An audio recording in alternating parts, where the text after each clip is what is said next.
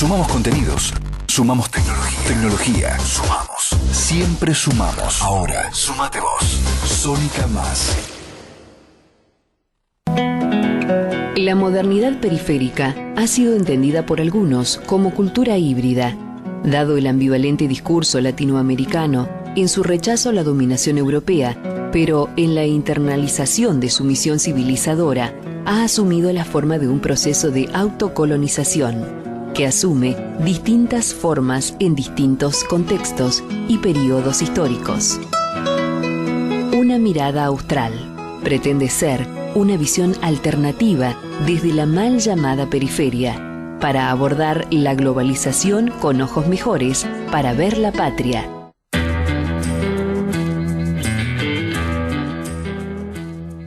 Muy buenas tardes, nos encontramos en una nueva edición de Una Mirada Austral, un programa del que conversamos sobre la realidad que vivimos junto a Pepe Muñoz Aspiri y Jorge Tedesco. Buenas tardes, compañeros. Hola, buenas tardes a todos. Hola, buenas tardes, Erika, y buenas tardes a nuestro invitado que viene de la Argentina profunda, porque estuvo votando anteayer. Nuestro gran Juancho Díaz Roy, 3 veces consecutivo diputado nacional por la provincia de Formosa, el mal llamado feudo de Formosa, por vecinos míos porteños que sin embargo se embelezan con la señora Elisa Carrió, que vino flotando en un camalote y que viene justamente de una provincia también del Chaco austral, digamos el último relicto de la mal llamada conquista del desierto. Entonces tenemos muchas cosas para preguntarte, no solamente de esta elección, no solamente que nos hable justamente de los logros que ha hecho la gestión de Gildo Ilfrán, la gestión del justicialismo. Queremos que nos hables de la personalidad de Gildo, que en general ha tenido muy buenos comentarios, del plan educativo, sobre todo la integración de las comunidades aborígenes, la cantidad de escuelas que han hecho, y también de la trágica historia, pero importante, ya que hablamos tanto de medio ambiente, por las enormes extensiones que hemos perdido de enormes parques no ecológicos, no de recursos naturales que teníamos. El nacimiento del Parque Nacional La Fidelidad, que está en el Impenetrable y que va a horcajadas sobre la provincia de Chaco y la provincia de Formosa, con un lecho luctuoso, inclusive los orígenes turbios del asesinato de su propietario, en fin, todo lo que giró en torno a ellos, y que nos develes un poco esas cosas fake news que le dicen ahora que se imponen, que es una provincia que vive de la falopa, de la trata de blancas, y que por supuesto Gildo gana porque trae a los sobrevivientes de la Guerra Grande del Paraguay en enormes barcazas y los hace votar. Más o menos es eso, ¿no? Bueno, empezamos por lo último, porque claro, son tantos temas Bienvenido. que lo voy despachando de a uno. Bueno, antes que nada, gracias. Pero se dice eso en serio, Sí, sí, sí. Yo lo dije en broma, pero es No, en serio. yo lo voy a explicar con respecto a 2 pequeñas comunidades que hay una se llama Alberdi y está frente a Formosa. En Alberdi hay unos 2, 3 mil, 4 mil habitantes como mucho. En Alberdi no había hospital. Absolutamente todos los habitantes de Alberdi, el 95%, cruzaba el río cuando estaban embarazados, tenían sus hijos en el Hospital Central de Formosa, o en el Hospital de la Madre y el Niño, o en la maternidad de Formosa, y después volvían a Alberdi. Es decir, son argentinos por el jus soli. Son argentinos que tienen todo el derecho del mundo de venir a votar cada vez que es necesario. ¿Por qué? Porque en Alberdi no había sanatorio. De modo que el 95%, salvo un pequeño porcentaje que nacía en Alberdi a través de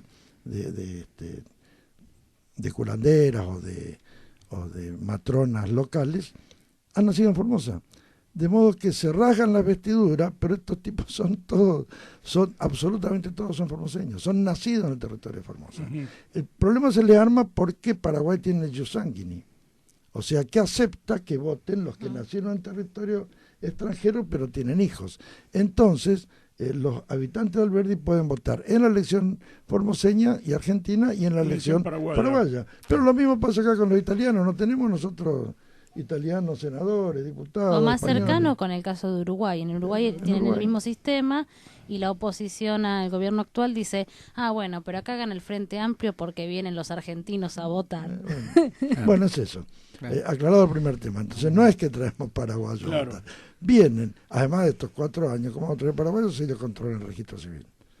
El registro civil lo controlan los radicales en Formosa, de modo que no veo forma de que pongamos en el registro civil gente que no sea formoseña. Bueno, Y buena la aclaración de que nosotros tenemos autoridades que son doble nacionalidad, que tienen doble nacionalidad. sí, en Italia, en España. En España Tenemos senadores, diputados. Sí, no viene el caso de dar nombres, pero tenemos montones. Sí, pero los conocemos. Bueno, primer punto. Primer Segundo punto. que les puede interesar, ya que tocaste puntualmente. En Formosa se entregaron primero casi 1 millón de hectáreas entre 1890 y 1910. Ajá. De ese 1 millón de hectáreas, 800.000 se entregaron a compañías, a 6 o 7 grandes compañías, grupos, unas fracciones de 200.000 hectáreas cada una, con cargo de hacer pueblos, escuelas, etcétera. Y 200.000 en el oeste formoseño, cerca del límite con Salta. De esas 200.000 que están cerca de Salta, hay 80.000 que pertenecían a una gran estancia llamada La Fidelidad, que hay 120.000 hectáreas del lado de Chaco y 80.000 del lado de Formosa. La Fidelidad, tras diversos traspasos, quedó finalmente en propiedad de un señor llamado Roseo, un italiano que vivía muy rústicamente, muy humildemente, con semejante extensión de tierra y miles de cabezas de ganado que andaban. Y se habían asentado dentro del propio campo de Roseo varias comunidades aborígenes con o sin permiso de él, que además era un hombre bastante particular en su vida. Finalmente asesinado, al parecer por mandato de su última mujer y hay una hija, un hijo ahí de por medio. Esto no se sabe. Y en Chaco resuelven expropiar y hacer de ello el Parque La Fidelidad. En Formosa no expropiamos las 80.000 hectáreas, pero sí se hizo exactamente al lado el Parque Nacional del Teuquito. Del Teuquito, que es un parque nacional de 10.000 hectáreas, que linda con el Parque Nacional La Fidelidad del lado de Chaco. Parque Nacional El Teuquito. Tuquito. Teuquito. Teuquito. Es Por el Teuco. por el Teuco. Por El río sí. Teuco tiene un brazo que se llama el Teuquito, Ajá. que es el que forma el límite entre Formosa y Chaco. El Teuquito. Estamos hablando del extremo oeste. Sí. Sur-oeste, digamos, de la provincia. Bueno, el otro 1 millón de hectáreas, las otras 800.000 hectáreas, se dieron a grandes compañías, las cuales la más grande Tierra y Estancia del Pilagá, Sociedad Anónima, que es una gran firma que terminó recibiendo 240.000 hectáreas. Y luego otras tales como Bubril, también recibió algo Lavadero, recibió algo el fundador de Clorinda Artelendi, recibió como 200.000 hectáreas. Doña Clorinda de Artelendi, que era conocida como Clorinda, el pueblo que fundaron allí ellos, es el límite hoy que está frente a Asunción. Esto se produjo un proceso de redistribución, pero finalmente quedaron unas 6 millones de hectáreas fiscales, que son las que se mal adjudican. Se empiezan, quizá algunos se enojen conmigo por lo que voy a decir, se empiezan adjudicando bien, probablemente 1 millón de hectáreas poniendo en la anterior dictadura. No en la última, sino en la anterior. Se empieza un proceso de privatización y de reconocimiento ¿Cuál a es los la anterior pobladores dictadura? Sí, y no la sé. del... ¿La Onganía? La Onganía. La Onganía, bien, Claro. la de 66. La del 66. En ese momento viene a Formosa, ya viene por primera vez Sosa Laprida, que después vuelve a venir un coronel que se afincó mucho en Formosa. Allí se inició un proceso de privatización de las tierras fiscales, pero yo diría que con bastante criterio. No había excesos, había un deseo de privatizar, obviamente, por la ideología y demás, pero que era bastante compartido.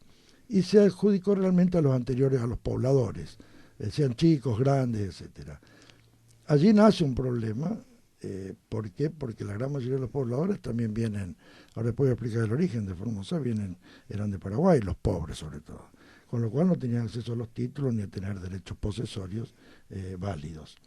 Pero lo peor fue en la segunda dictadura, ya que termina en el 73, ¿no? Porque allí sí se apuraron a dar, y allí al dar títulos de propiedad que excedían en mucho las posesiones de los ocupantes y al autorizar numerosas transferencias sobre posesiones que no existían, se generó un grave problema, ya que se transfirieron enormes cantidades de tierra con pobladores dentro.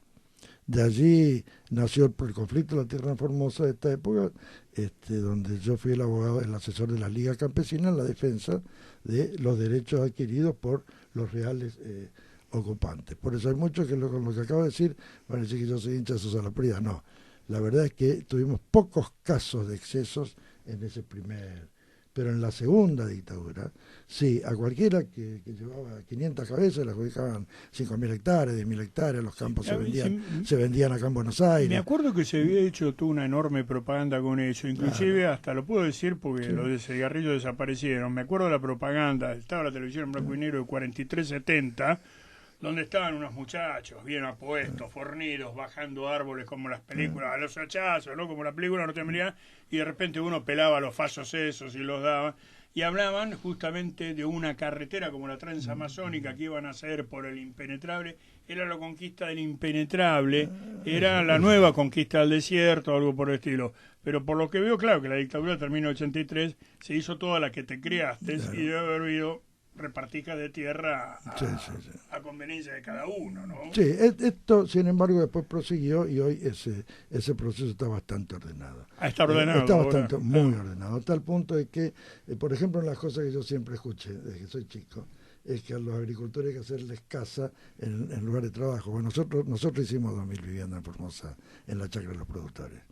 Lo hicimos, o sea, en otras partes lo dicen. Bueno, nosotros lo hicimos. En la chacra de los productores, esa vivienda Fonavi que se hace en los barrios, que era una herramienta, por ejemplo, para parar el éxodo rural. Esto son las cosas, un logro de Pero yo quiero ir, antes de explicar un poquitito el origen, porque si no, no se entendería la realidad de Formosa.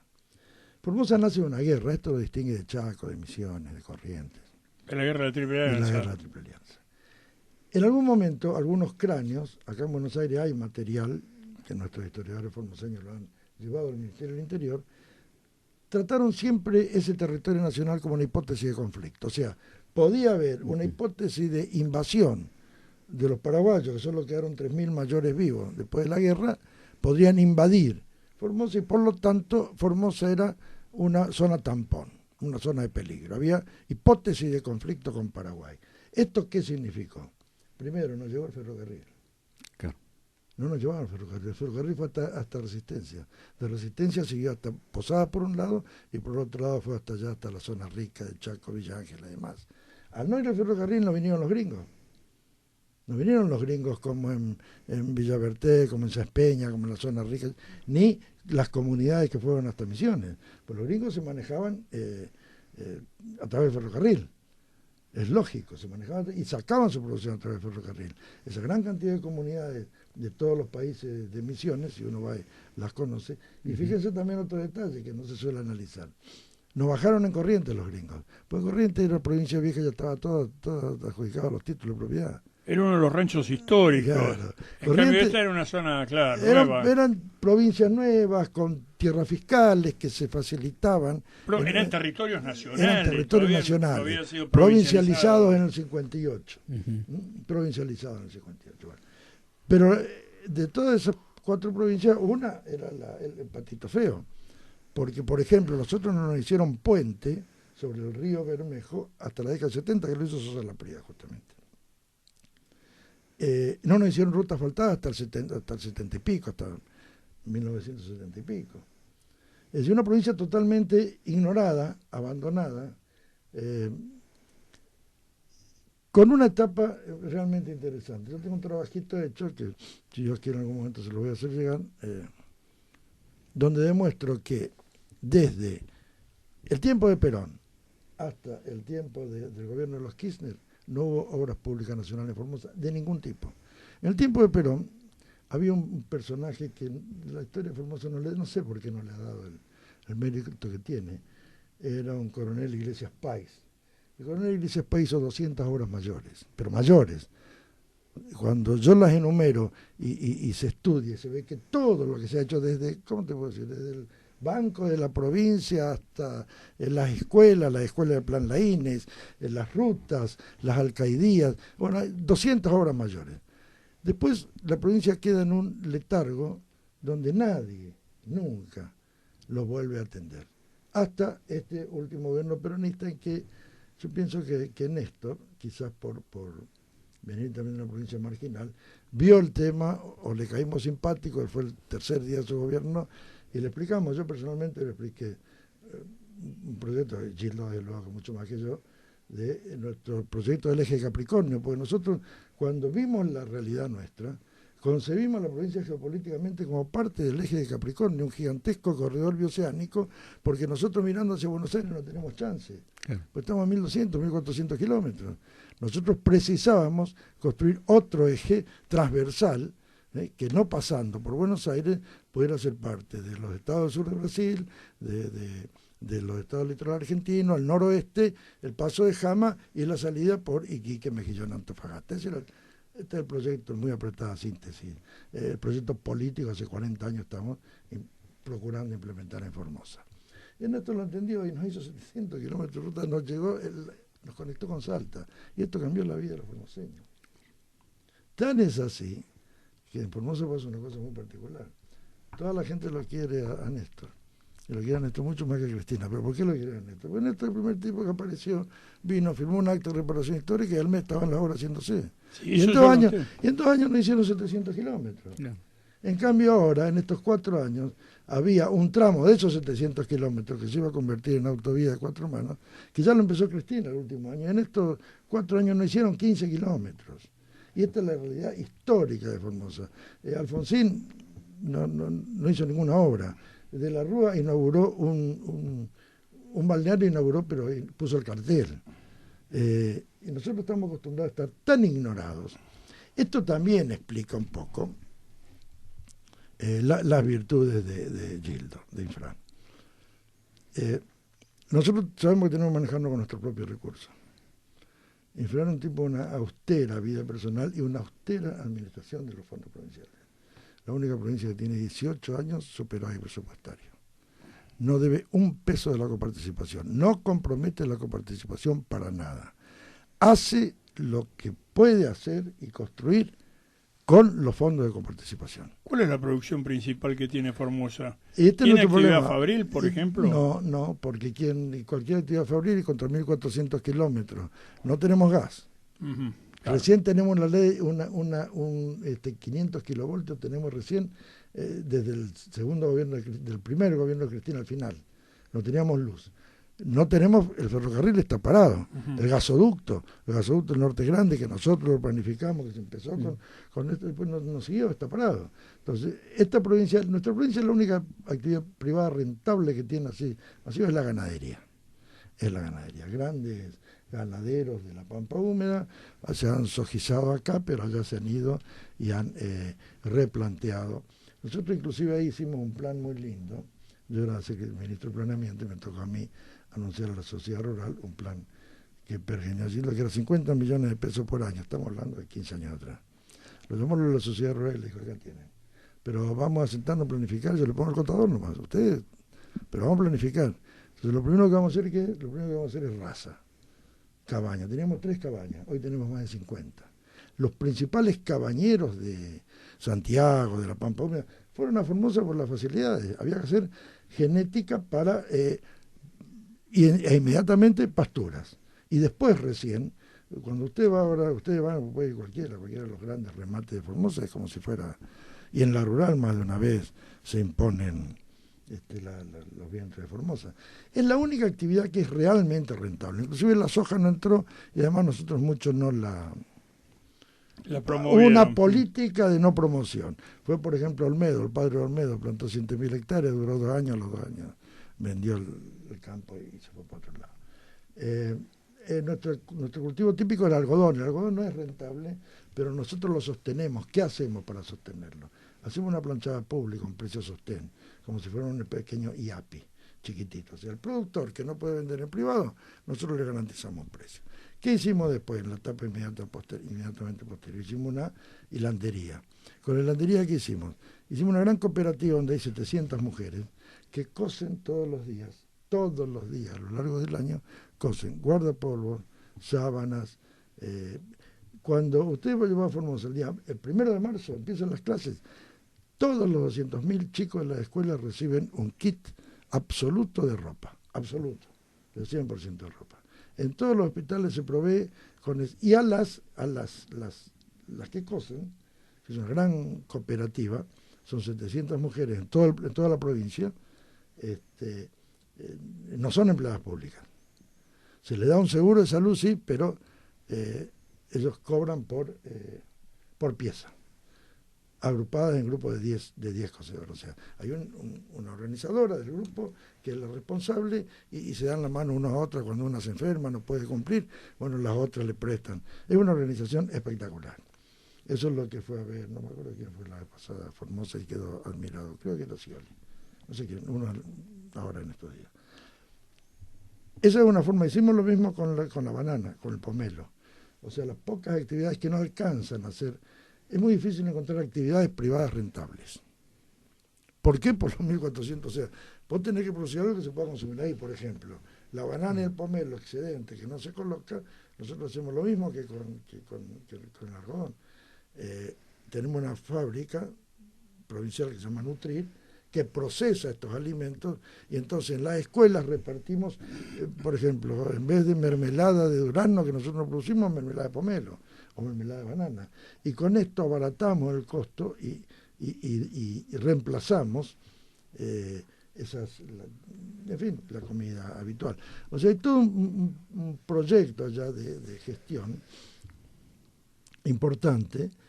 Por eso es que, amén de otras cosas que, bueno, son quizás más políticas y que ayudan a explicar por qué 7 mandatos de Infran y por qué 73% de los votos, es decir, los que crean, como dice alguno, que los formoseños no saben votar. Y hay muchos que insisten en algo que realmente es una barbaridad. Dicen, la alternancia es lo bueno. Una gestión es buena por lo que hace, no por su origen. Puede haber una gestión alterna muy buena, pero puede haber una gestión alterna muy mala. Puede haber una gestión reelecta muy buena, pero puede haber una gestión reelecta. El origen de la gestión poco tiene que ver con el resultado y la eficacia de la gestión. Lo que depende es cuando hay una planificación y, lógicamente, muchos periodos, fuerza probada, experiencia, haber soportado 5 o 6 hiperinflaciones sin caerte, y estos aspectos, digamos, por decirlo de alguna manera, conservadores en estos tiempos, estos aspectos bien conservadores, bien sólidos, ¿no? Los empleados cobran el día 30, el 31 y los jubilados el día 30, pero todos los días 30 y 31. Ahora, si vamos a comparar los salarios de Formosa con los de otras provincias más ricas, seguramente falta. Pero hay una cosa, cobran todos los días 30 y 31 desde hace 18 años. Y el Estado tiene 18 años de presupuesto superavitario y no se le debe a nadie. Y dentro de estos parámetros, por ejemplo, tenemos 1.300 escuelas construidas en 20 años, de las cuales más de 500 son en comunidades aborígenes, la misma escuela con el mismo equipamiento que en el centro de la capital. ¿Esas comunidades aborígenes están integradas a la vida nacional, digamos, o plantean, como en otras comunidades aborígenes del territorio nacional, el separatismo, ciertas expresiones que una veces desde Buenos Aires las ve como fenómenos que aparecen sobre todo en el sur argentino, que es el lugar con mayor hipótesis de conflicto geopolítico, donde aparecen estos grupos? Bueno, hubo un pequeño grupito, un caso conocido, que empezó a plantear ese tema. Ese hombre Félix Díaz, por ejemplo, por ¿no? ejemplo. Que había aparecido, que después terminó con el PRO. Fue un pequeño grupito, sí, fue un pequeño grupito. Yo, en mi juventud, fui militante de la causa aborigen. Nosotros tenemos 3 etnias, los tobas, los huichí y los pilagá. Los tobas están en el este, sobre el río Paraguay, los pilagá en el centro y los huichí son en el límite con Salta. Los huichí son los que son más. Y es la parte más pobre, el departamento Ramón Lista, el departamento Mataco, son los departamentos con peores índices porque solo viven aborígenes prácticamente. Bueno, yo formé parte de un grupo de 12 blancos que fundamos el primer pueblo sedentario, Huichí, en 1971, que se llamó El Potrillo. Después el Potrillo Viejo, porque se inundó, y después fundamos un Potrillo Nuevo que a 14 kilómetros de ahí, que es el que ahora es la capital del pueblo Huichí y del departamento Ramón Lista. Entonces hay que ver, nosotros cuando hicimos una ley, la ley 426, la primera ley de reconocimiento de los derechos de los aborígenes.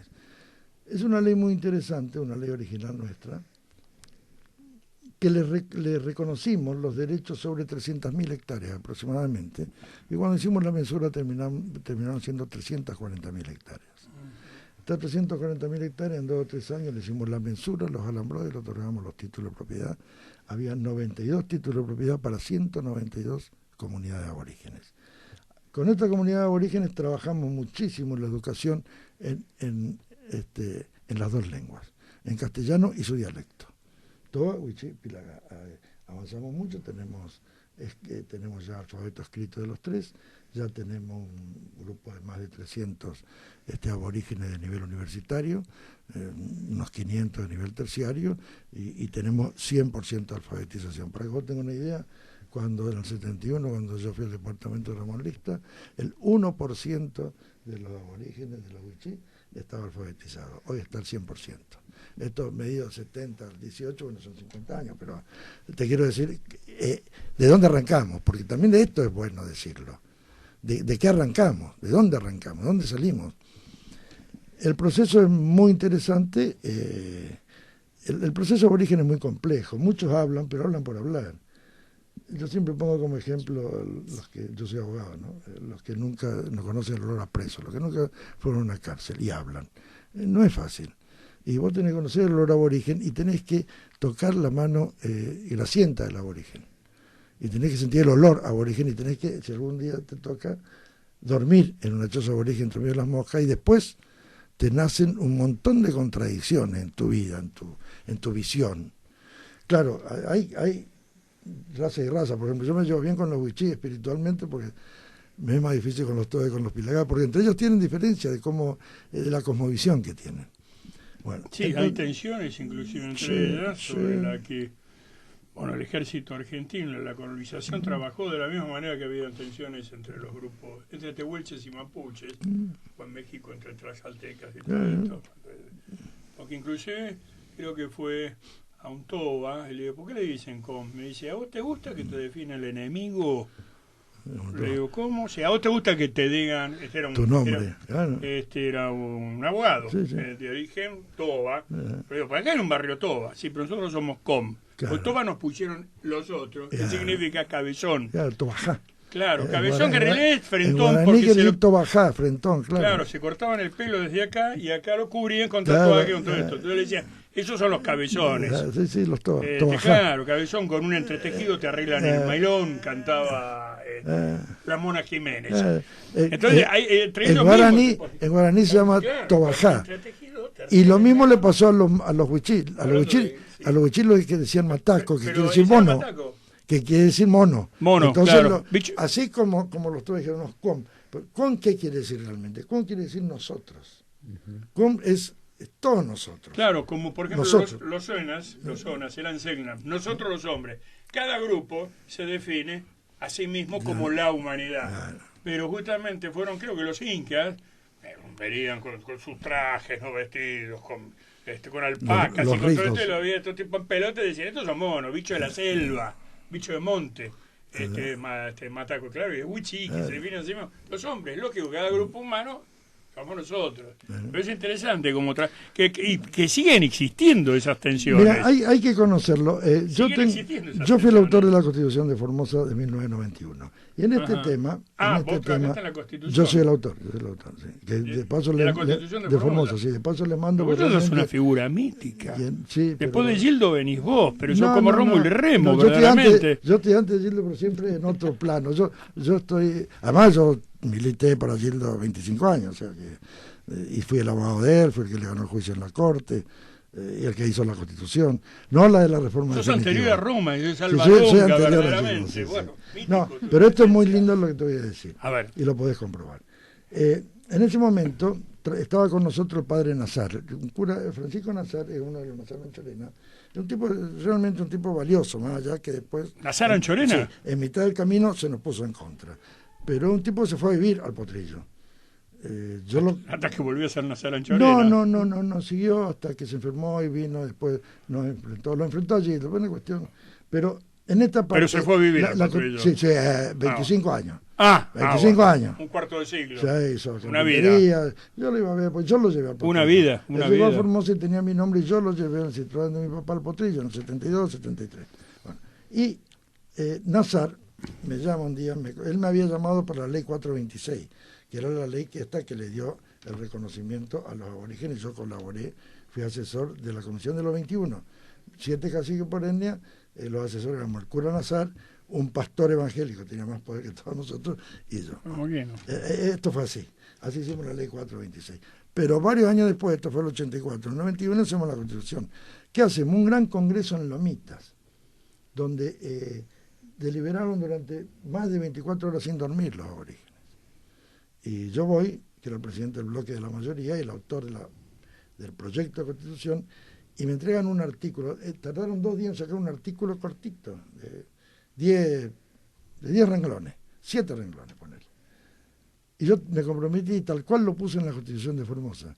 Yo creo que vos leas la Constitución de Formosa y la Constitución Nacional 94, y sin ninguna duda vas a saber qué origen tiene. Era además la primera vez que entraba el tema de la Constitución, del tema aborigen, en una Constitución. ¿Qué consistía el artículo de 7? Y el que reconocía la multipluralidad, el carácter multicultural, el que reconocía derechos, no es que le otorgaba derechos, sino que reconocía derechos ancestrales.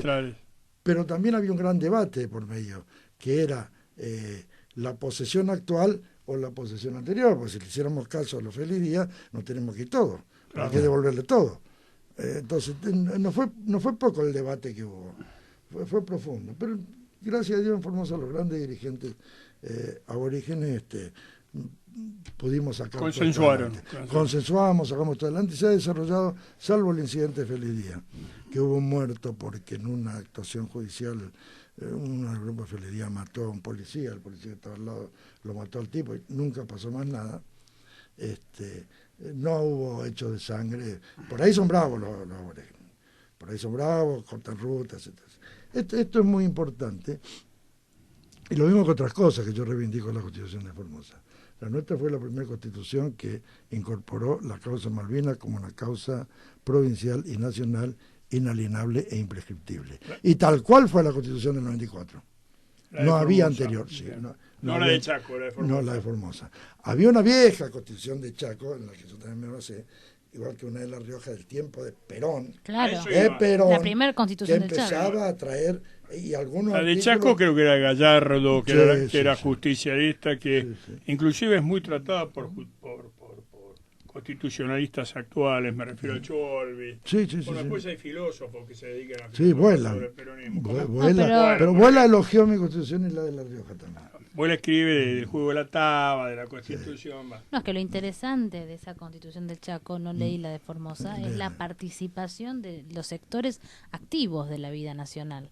Digamos, esta idea que después Perón expresa de alguna forma en el modelo, en la Constitución del Chaco la deja plasmada, digamos, con ciertas normas que muchas veces hoy uno ve cómo hay sectores de la vida nacional que quedan por fuera de la política. Y yo tengo un trabajito, creo que te mandé, la comunidad organizada, que presenté en la filosofía de la noche, el otro día en el Congreso de Lanús. Sí, lo presenté en el Congreso de Lanús. Sí. Te lo voy a mandar. Si no. Yo tengo una visión de la comunidad organizada bastante más amplia que la de los muchachos. Yo la hice valer en la Constitución de Formosa. Hicimos un Consejo Económico Social, corto ahí, pero en la ley provincial basamos este criterio mío. Que es que no se trata solo de gobierno, empresarios y trabajadores. Es una visión muy cortita, pero en el modelo dice, no, pará. Totalmente. Si participativo, decime, ¿dónde están, qué sé yo, los jubilados, por decir dónde yo trabajo? O los sectores religiosos. ¿Dónde están las iglesias? ¿Dónde están las minorías raciales, religiosas? ¿Dónde está la gente de la cultura? La gente del deporte, ¿qué querés? Que la gente del deporte le haga caso a un político y tiene un profundo desprecio por político, o a un sindicalista, o a un empresario. Y como eso, la gente de la cultura, en fin, la multiplicidad de sectores que hay, que componen una comunidad. Pues cuando yo terminé este trabajo, vi otro día a José María Villona, que fue un gran maestro mío. Nos conocimos en Paraguay, estuvimos Salíamos juntos un día de un juzgado, y ahí lo conocí. Cuando terminé de escribir un gran esfuerzo, mi primer esquema de la comunidad organizada, me dijo, eso que vos estás escribiendo es un corporativismo, me dijo, así en forma socarrona, ¿no? Un corporativismo. Un corporativismo. Y yo le dije, pero entonces el peronismo es un corporativismo. Claro, sí. Entonces él me dijo, sí, pero no lo digas.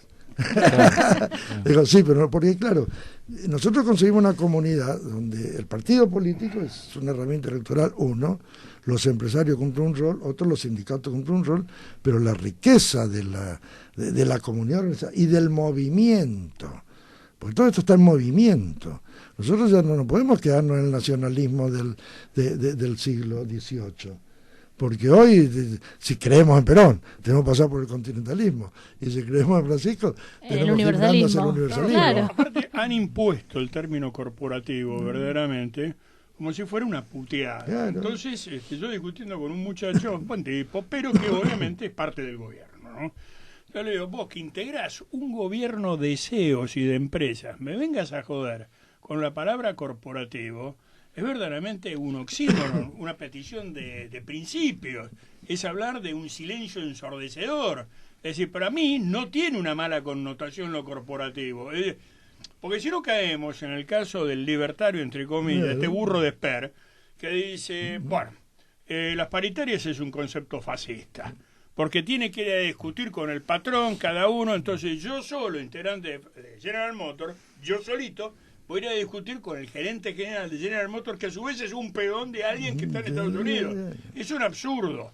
Entonces me corren con la otra, sí, pero eso en el fondo es la Carta Nacional del Laboro de Mussolini y es como cuando te hablan de fundamentalismo, y el fundamentalismo es un político, es un criterio norteamericano de Andrew Jackson, cuando están hablando. Y después, no me vengas con irracionalidades como la participación de la religión, todo esto, y decíselo al Tea Party en Estados Unidos.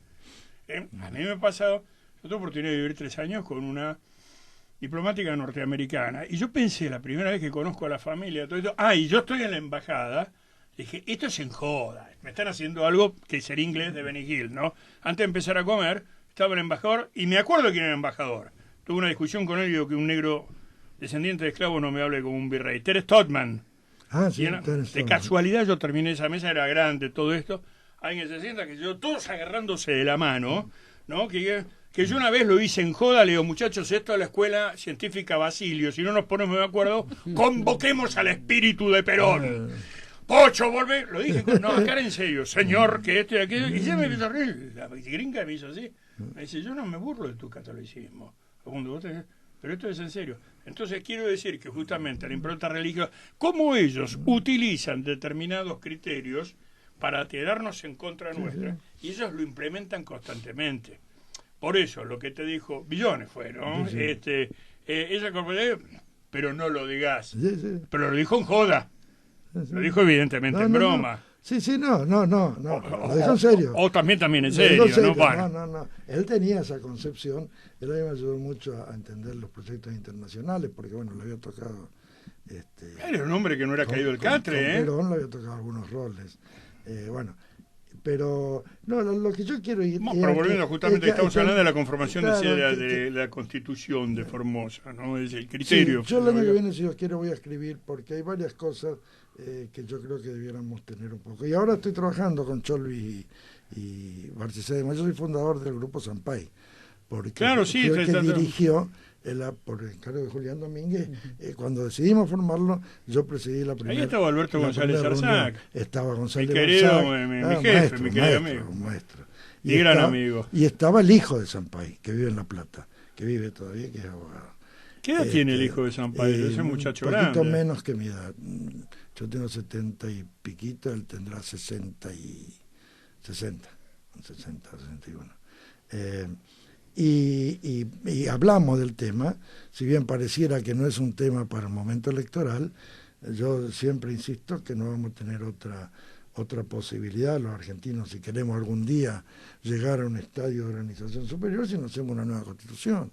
lo que pasa es no en contra de nadie, sino a favor de todo, pero una constitución donde se reflejen. Sí, es un tema electoral. Es un tema. Y a tal punto. Debiera ser electoral, No, pero no, todos, pero todos te dicen callate. Claro, pero lo interesante es que ver los medios hegemónicos, ayer yo pasando los canales de televisión, viendo las diversas cacatúas rentadas que están ahí, entonces estaban hablando, dice, es una barbaridad, con respecto a un cómico que dijo que había que crear una CONAVEP de periodismo, lo cual no está tan desacertado. Dice, bueno, y otros dijeron, y la barbaridad de Mempo Jardiné y el chaqueño que hay que terminar con el Poder Judicial. Yo creo que el Poder Judicial está terminado, no existe. Yo creo que Comodoro PAE, o no sé, no es Comodoro Pi, es directamente una usina política. Dice, y ahora van a venir con una reforma de la Constitución. O sea, ellos mismos lo están viendo. Y lo están utilizando justamente en un momento electoral.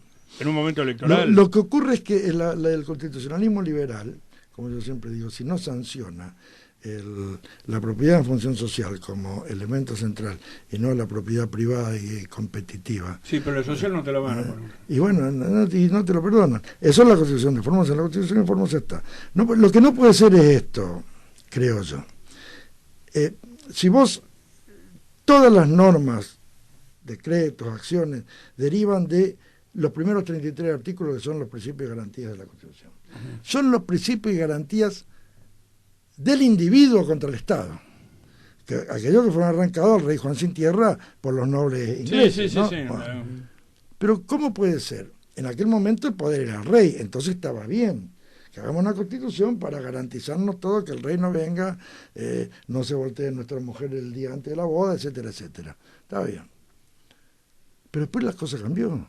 Hoy el poder ya no es el rey, es la mayoría, es la democracia, es el gobierno del pueblo. Entonces, ¿cómo puede ser que hagamos una constitución en la cual todas las normas deriven de las garantías de un individuo contra la mayoría? Esta es la gran contradicción del constitucionalismo liberal.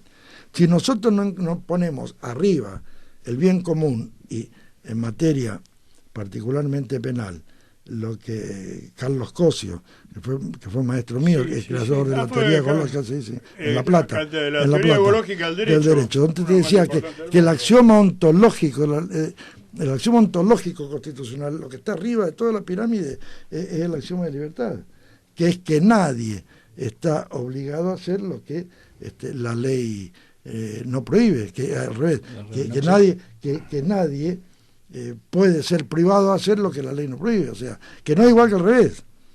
O sea, todo lo que no está prohibido está permitido, que no es igual que al revés. Claro. No es que todo lo que no está permitido está prohibido, no. Todo lo que expresamente el Estado no prohíbe está en tu ámbito de libertad.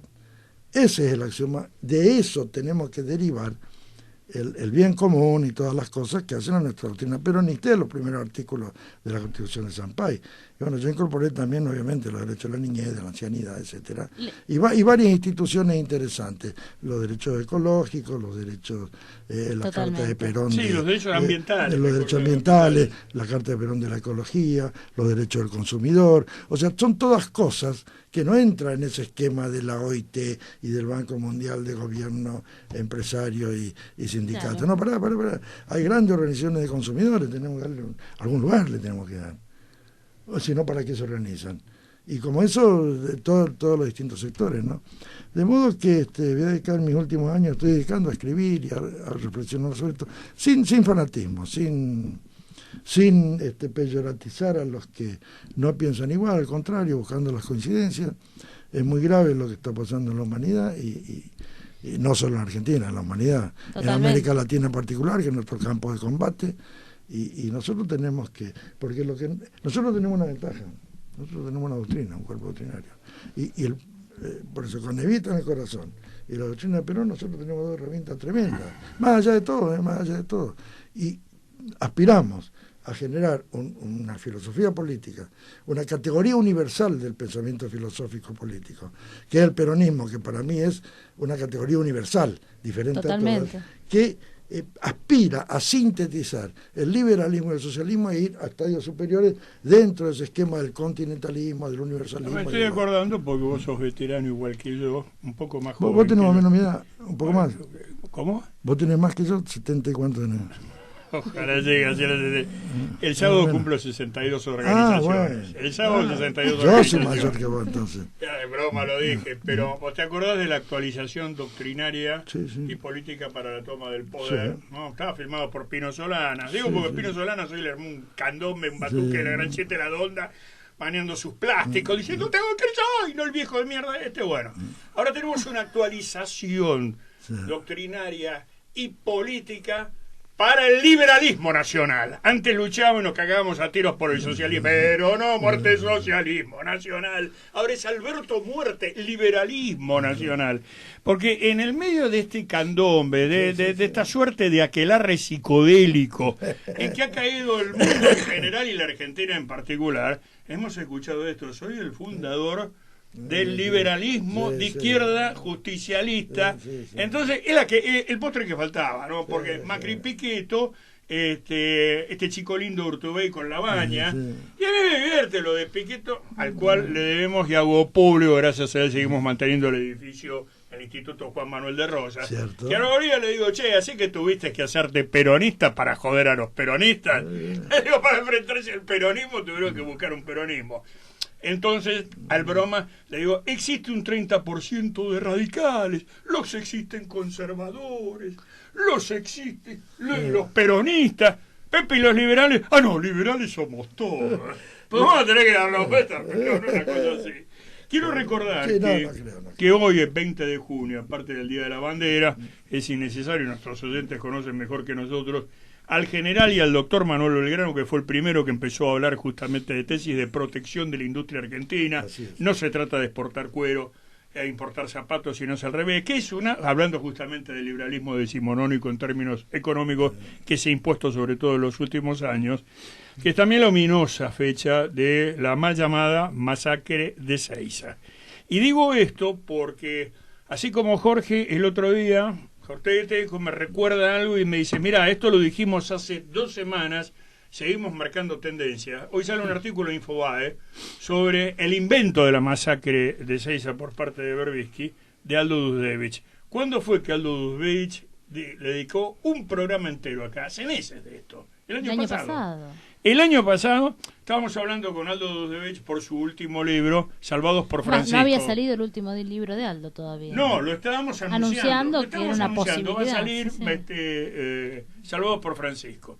Llega todo este tema y al final dice, y la masacre de Seiza es un invento de Berbisky. Le digo, ¿cómo? Estaba terminando así el programa. Le digo, ¿cómo? Le digo, no, vos venís a un programa. Y vino un programa y él lo desarrolló. Que lo desarrolla hoy justamente Infobae, que es bastante interesante, dicen 2 millones de personas. 15 muertos no es una masacre. Y mis 15 tipos que se mataron entre ellos, que se mataban en el comando de organización. Dice, Berbisky no estaba ahí. Delante del palco estaba yo. Eso lo dice Aldo Dudevich. Bueno, queremos recordar esto porque, como vos decís, Jorge, estamos marcando tendencia. Y seguramente hoy con Juancho de Arroy estamos marcando tendencia en otra cosa. Reforma de la Constitución y varias cuestiones más. Referente, imagínate si están marcando tendencia que acaban nuevamente. Gildo es eterno. Gildo es como el agua, como el cielo, como Buenos Aires borgiana, ¿no? Gildo es una figura para mí mítica, verdaderamente. Y tiene cara así. Yo le digo, tiene una cara de griega, El último caudillo federal. No, hizo el look del Mariscal López. Y claro, exacto. Yo digo que el último caudillo federal, igual que los Rodríguez Sá, que son los últimos. Bueno, también hubo una elección que hizo Roberto. Del centro del país, ¿no? Y Gildo es el último caudillo federal del norte. Que podría haberlo sido justamente Romero, cuyo padre visualizó el eje de Capricornio, toda esa geopolítica que abarque Bolivia, que no esta política, están haciendo Moro. Y es Morales está haciendo interesante, Moro. es interesante la aparición de vicegobernador de un compañero bastante joven, ¿no? Que lo está acompañando. Sí. ¿Cuál es la trayectoria de este muchacho? Porque la verdad es que no lo conocíamos y fue interesante porque él dice, bueno, joven, le estamos dando lugar un chico joven. A las nuevas generaciones. Lo hizo, un grupo de 8 o 10 chicos jóvenes. Allá se estudia mucho la doctrina, hay cosas interesantes en nuestro modelo formoseño del proyecto provincial. Sí, yo fui el primero que lo mencioné. Y aquella vez, ¿te acordás de Aldo Herreras? Claro, claro que sí, Aldo Herrera, me acuerdo muy mucho. Era el viceministro de Educación. Hubo una actuación muy importante a nivel nacional, Aldo claro, Herrera. Estuvo en la dirección de población como y en la dirección de provincia del municipio del interior. Sí. Pero él discutió conmigo el concepto de proyecto provincial. Y es que cuando yo publiqué por primera vez, Chilor apareció mucho después, obviamente, yo estaba en el año 80 y pico, porque él era subsecretario en Formosa, era subsecretario de Educación de Orlando Aguirre, que hoy está dirigiendo el proyecto provincial justamente. Pero en aquel momento Aldo Herrera me escribió en la revista Línea, y cuando los hermanos Contesti se habían quedado en la revista Línea que venía del Pepe Rosa. Claro. Sí, cuando falleció Pepe Rosa se quedaron los Contesti, sí. Los hermanos Contesti, ahí me publicó y me dijo, hay un paraguayito Formosa que cree que hay proyectos provinciales. Yo digo que no, Perón solo pensó en los proyectos nacionales. Y yo venía justamente de varios años de exilio, y yo había pasado 2 en Paraguay, justamente con José María Villoni, hablaba mucho, había filosofado mucho de esto. Mi pregunta era, ¿es válido hablar de un proyecto provincial? ¿Es válido hablar de proyectos regionales dentro del proyecto nacional? ¿O no? No es que yo lo afirmaba enfáticamente, lo planteaba como hipótesis de trabajo y de desarrollo ideológico, ¿no? Así que discutí. Bueno, hoy Orlando Aguirre está enseñando, él tiene una gran tarea. Orlando Aguirre es un especialista en educación, vos lo conocés o no. No, Orlando Aguirre no. Consejo de Educación. Aldo Herrera sí. Un compañero, varios, eran 3 hermanos Aguirre que estaban de Chaco. Bueno, vino con Joga a Formosa, después se quedó con Gildo. En este momento, por ejemplo, si vos vas todos los años, que es una experiencia interesante para los educadores, hace poco nuestro amigo común fue Alberto Croce. Alberto Croce. Fue y vino con los ojos así. Porque, por ejemplo, nosotros estamos trabajando mucho en cambiar la currícula. Te voy a dar un ejemplo, o 2 o 3 ejemplos groseros para que entendamos. Discuten todos los docentes de la provincia, todos. Paran durante 2 o 3 días, el gobierno le banca todo y se encierran y discuten todo. ¿Qué vamos a enseñar? Entonces entramos, por ejemplo, en geografía. No vamos a empezar a enseñar el Himalaya, la Rocosa, no, empezamos por la provincia. Todos los accidentes geográficos de la provincia, los riachitos, vamos a empezar a enseñar los animales, bueno, los pajaritos de la provincia, los bichos de la provincia, después lo de la región, después lo del país y después lo del mundo. O sea, hacemos la economía liberal, pero también hacemos la economía peronista. Claro, describe tu casa y describirás el mundo, obviamente, porque si no es... Claro, entonces esa gigantesca tarea la están haciendo desde un organismo provincial que capacita a los docentes. Por ejemplo, limpiamos todo el curro, ¿viste? De todas esas mutuales, demás que le pedían a los docentes cursos de capacitación, les cobraban para el puntaje. Bueno, ahora todo eso le paga la provincia y se centraliza. Pero a su vez arreglamos también con esas mutuales para que nos manden su gente y, bueno, de alguna forma, pero nosotros le explicamos qué es lo que se tiene en qué es que se tienen que especializar. Y tan es así que esto terminó ya en varios terciarios y ya en una universidad específica formoseña que está en la zona de Laguna Blanca. Y este compañerito de Laguna Blanca, bueno, el que eligió Gildo, pero él tiene un equipo de 8 o 10 jóvenes que están muy formados en la parte doctrinaria, muy preparados doctrinariamente y además con gran testimonio de militancia, ¿no? Ya la organización es muy militante y por último te quiero comentar lo que allá hacemos y que te explica también en parte el 72%. Y que yo tengo también algo que ver porque fui el que lo diseñó y el que lo condujo 4 años. Se llama un operativo por nuestra gente todo. Todos los sábados Gildo y Fran se reúnen con 10.000 personas, todos los sábados, con todo su gabinete, con todo su equipo de gobierno, con todo su equipo de salud. Pero todos los sábados, absolutamente todos los sábados, año electoral o no electoral.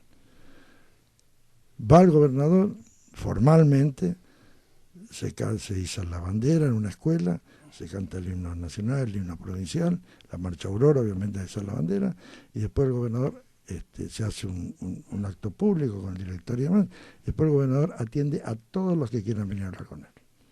Y todos los ministros de toda la área de gobierno. Si vos tenés un problema en la obra social, ahí está la carpa de la obra social, vos tenés un problema en catastro, ahí está el director de catastro, el registro de propiedad, allí se te resuelve, ahí en tu barrio y en tu pueblo del interior. ¿Esto qué hizo? llevado ya 20 años del operativo por nuestra gente toda, que se llama. Nosotros nunca más hicimos un acto político. Nosotros no hacemos acto político. Lo hacen los concejales o los candidatos a intendentes. Gildo no hace ningún acto político. Gildo todos los sábados se reúne con 10.000 personas. Hemos cuadriculado la provincia en grupos de hasta 10.000 personas porque es nuestra capacidad operativa. Y trabajan solidariamente 1.000 cuadros políticos que acompañan todos los sábados a Gildo.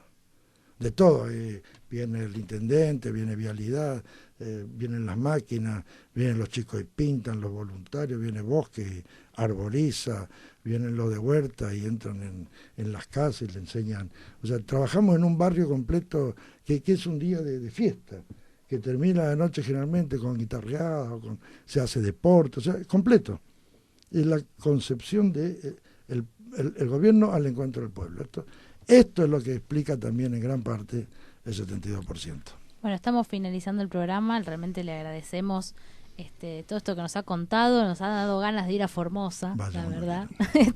Y bueno, hubo un congreso importante hace un par de años, fueron los en compañeros. En el 2016. Sí. Bueno, 2016, le agradecemos exacto. mucho y esperemos contar con su presencia y con su conocimiento en un próximo programa. No, yo siempre estoy a disposición y perdone el énfasis. No, al contrario. Claro que yo hace más de 2 años que no estoy en el gobierno, pero no estoy...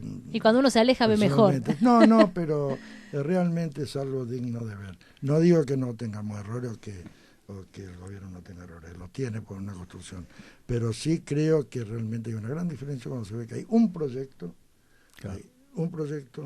una conducción, una estructura y una metodología de trabajo. Muchas gracias. Muchísimas gracias, Juancho. Nos escuchamos y nos vemos el próximo martes. Buenas tardes.